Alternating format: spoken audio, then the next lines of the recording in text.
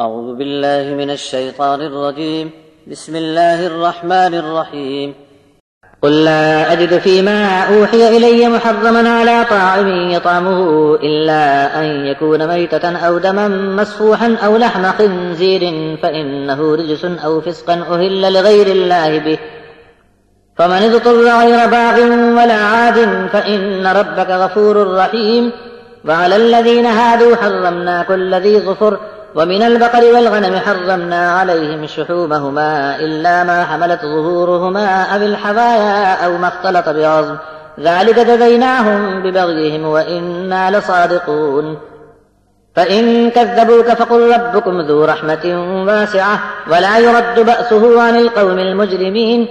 سيقول الذين أشركوا لو شاء الله ما أشركنا ولا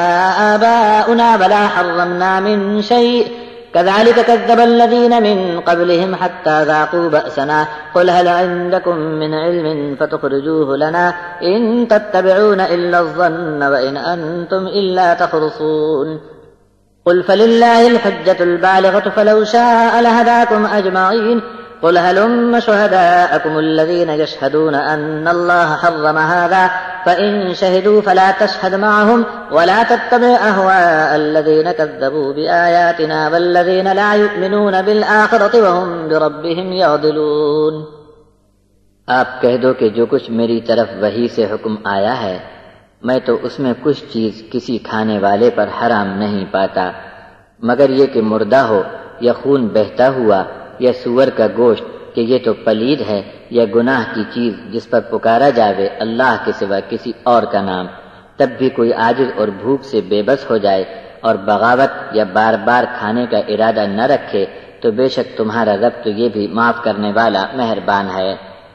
اور ان یہودی بن جانے والوں پر ہر ناخن والا جانور ہم نے حرام کر دیا تھا اور گائے بکری کی چربی بھی حرام کر دی تھی مگر جو پیٹھ پر لگی ہو یا اتڑیوں پر یا ہڈیوں سے لگی ہوئی چربی ہو صرف وہی کھانے کی ان کو اجازت تھی، اور یہ سب ان کی شرارت اور بغاوت کے سبب ہم نے سزا دی تھی اور ہم تو سچ سچ کہنے والے ہیں۔ یہ لوگ اگر اب بھی آپ کو جھٹلاتے ہیں تو کہہ دو کہ تمہارے رب کی رحمت میں بڑی سمائی ہے اور مجرم قوم سے اس کا عذاب پھیرا نہیں جا سکتا۔ اب تو یہ مشرک لوگ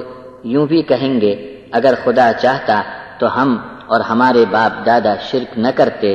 اور نہ ہم کسی چیز کو حرام کرتے۔ اسی طرح ان سے پہلے لوگوں نے بھی تکذیب کی تھی یہاں تک کہ ہمارے عذاب کو چکھ کر ہی دم توڑا۔ آپ ان سے کہو کیا تمہارے پاس ایسی باتوں پر علمی دلیل ہے تو ہمارے سامنے اسے لاؤ، بلکہ تم تو صرف اٹکل اور گمان پر چل نکلے ہو اور بے دلیل باتیں ہانکتے ہو۔ اعلان کر دو کہ بس اللہ کی حجت اور دلیل ہی پہنچ کر غالب رہی، اور اللہ چاہتا تو تم سب کو ایک ساتھ ہدایت پر جمع کر دیتا۔ کہہ دو کہ ذرا اپنے گواہوں کو تو لے آؤ جو گواہی دے سکیں کہ اللہ نے یہ اور یہ حرام کیا ہے، پھر اگر یہ لوگ اپنی بات پر اڑے رہیں تو تم ان کا اعتبار نہ کرو اور ان کی منچاہی باتوں پر مت چلنا جو ہماری آیتوں کو جھٹلاتے ہیں اور آخرت پر ایمان نہیں رکھتے اور اپنے رب کے برابر دوسروں کو ٹھہراتے ہیں۔